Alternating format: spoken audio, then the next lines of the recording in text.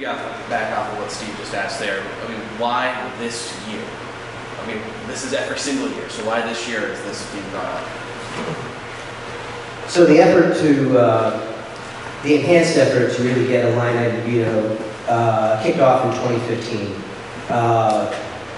Yes, the way we've been operating is the way we've been operating for years. As an advocate who's helped to get things changed, like getting rid of the master lever, for example, you have to build up public.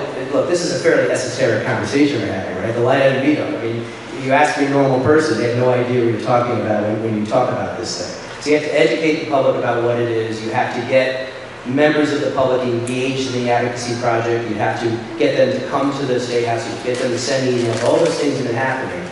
But then, when legislative leadership doesn't want to change something, you have to be ready to pounce when an opportunity comes up to let you really hammer the point home. We got the master lever done because Speaker Fox went to jail.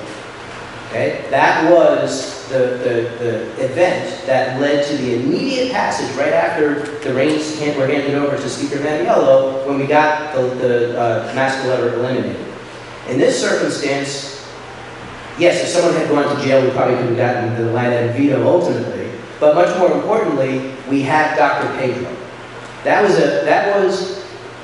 This one issue where the state was going to hand a single individual $1 million in our budget for a non-federally approved medical procedure that the feds won't pay for, but we were going to, is horrific. And the speaker knew it as soon as it was made public, and he pulled it back because there was no defending it.